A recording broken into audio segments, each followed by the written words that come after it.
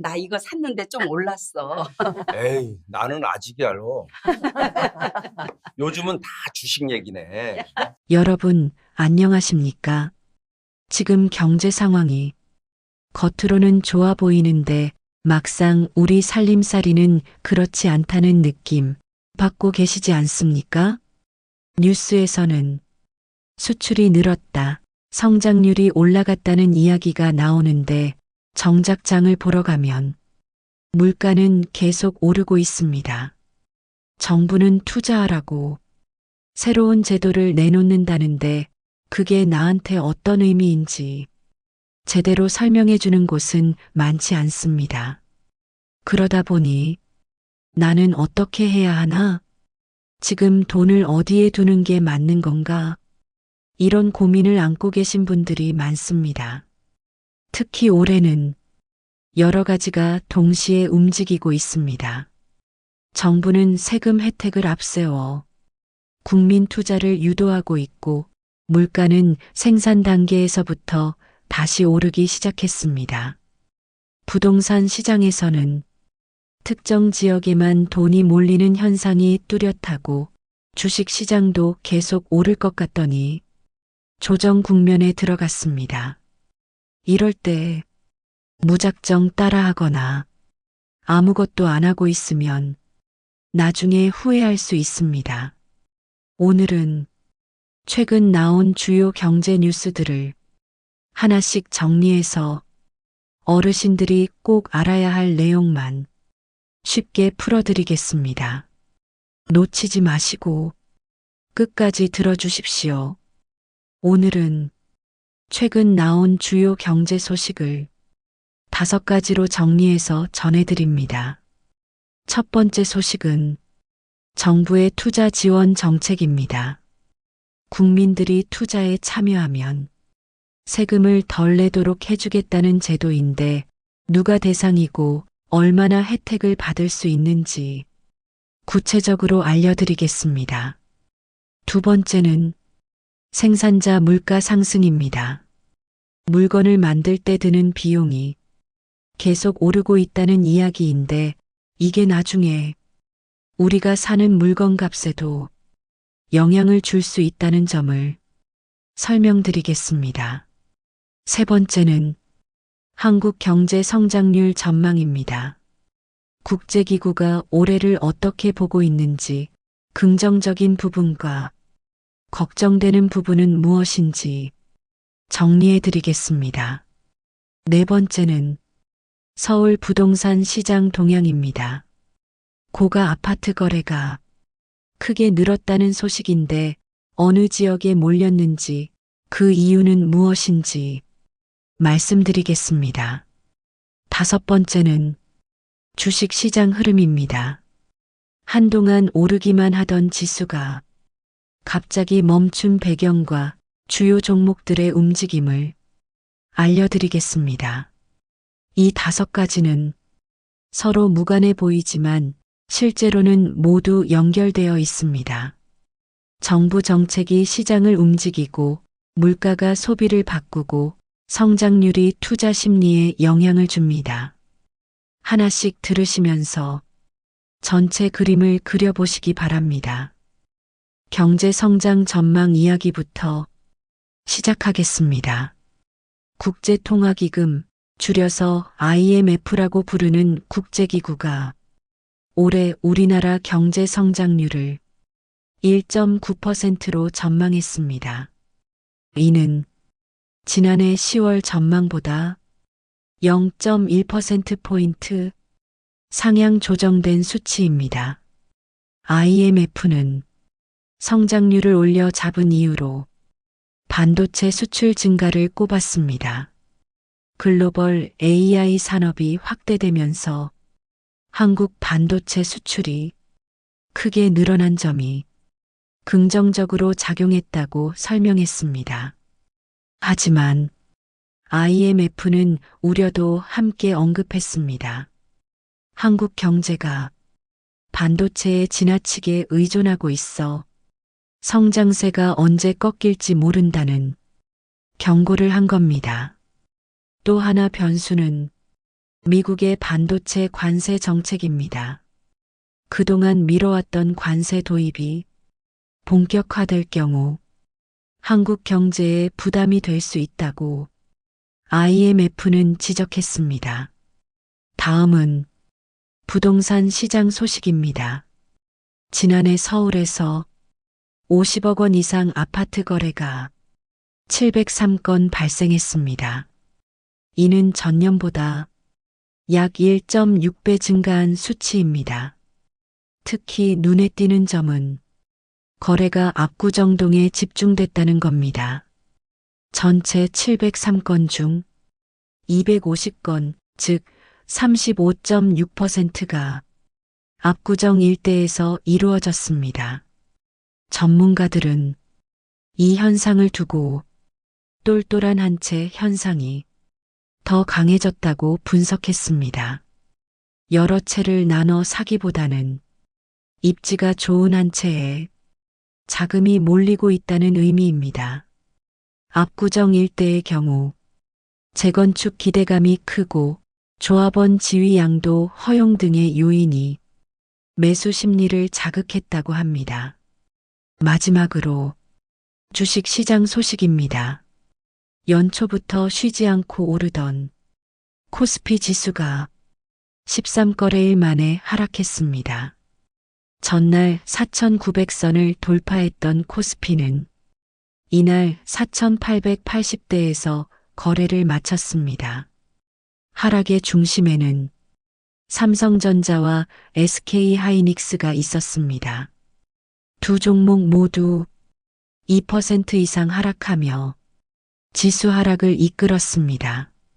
이날은 시가총액 상위 종목들 대부분이 약세를 보였는데 연초 급등에 따른 차익 실현 매물이 나온 것으로 분석됐습니다.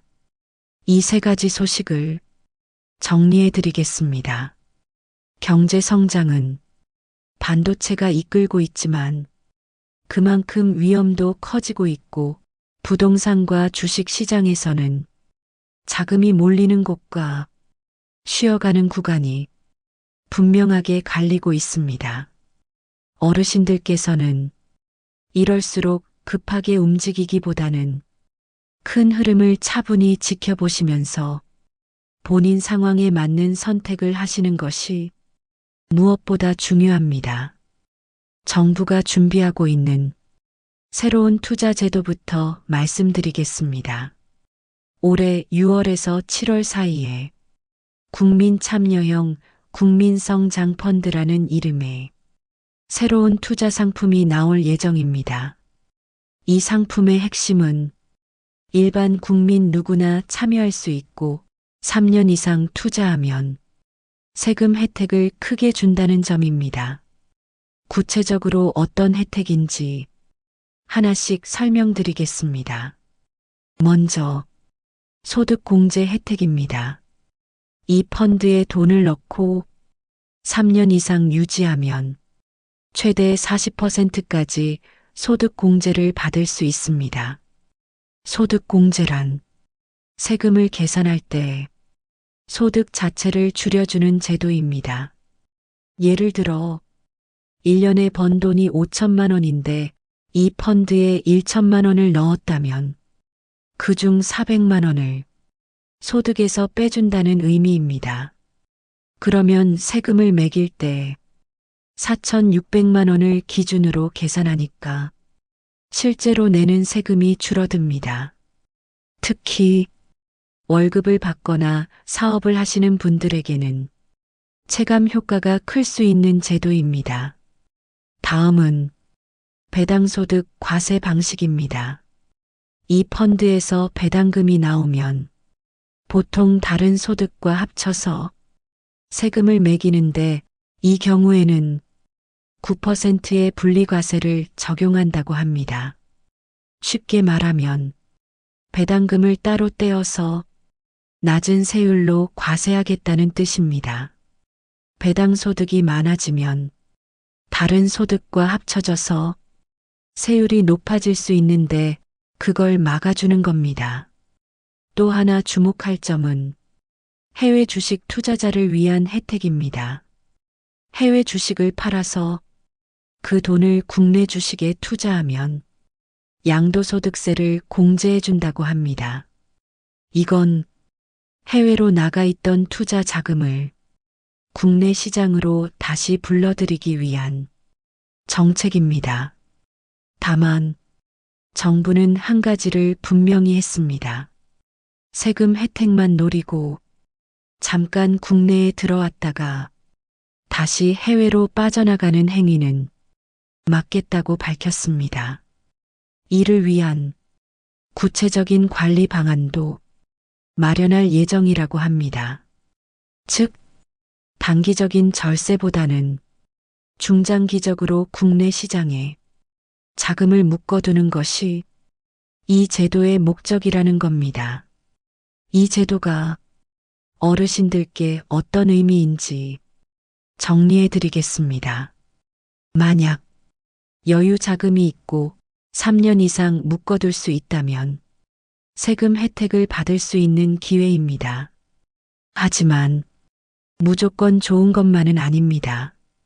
투자인 만큼 원금 손실 가능성도 있고 3년 동안 돈을 빼지 못하는 불편함도 감수해야 합니다. 따라서 본인의 자금 상황과 투자 성향을 꼼꼼히 따져보신 후 결정하시는 것이 중요합니다. 물가 소식을 전해드리겠습니다.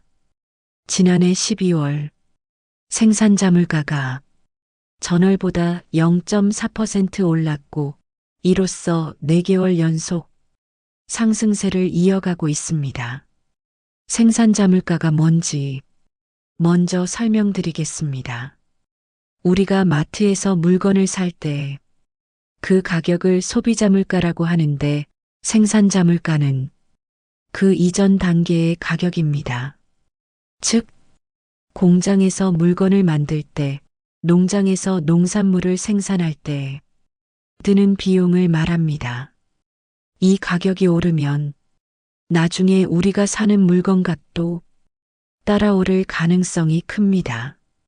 왜 생산자 물가가 오르고 있는지 주요 원인을 보겠습니다. 가장 큰 원인 중 하나는 농림수산품 가격입니다.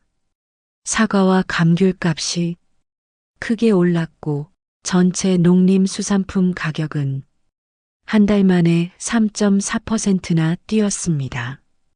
기후 영향도 있고 유통 과정에서 드는 비용도 늘어난 것으로 분석됩니다.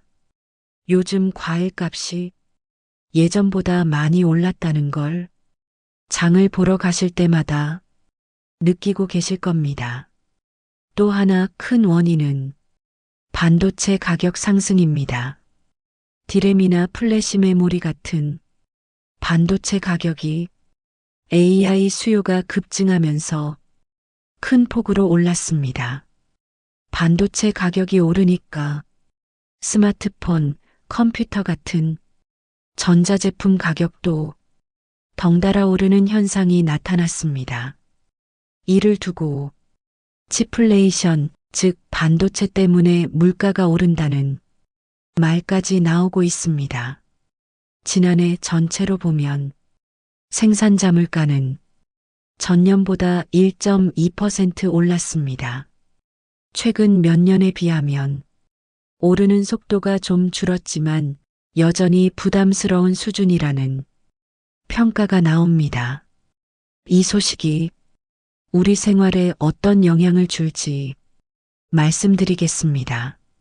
생산 단계에서 물가가 오르면 보통 23개월 뒤에 소비자가 사는 물건 값도 오르게 됩니다. 지금 생산자 물가가 계속 오르고 있다는 건 앞으로 우리 생활비도 더 늘어날 수 있다는 신호입니다. 특히 과일, 채소 같은 농산물과 전자제품 가격이 오를 가능성이 크니까 미리 대비하시는 게 좋습니다.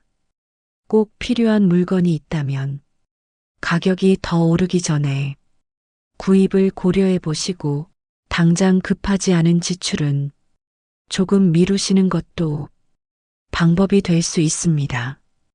오늘 전해드린 경제 소식을 정리하겠습니다.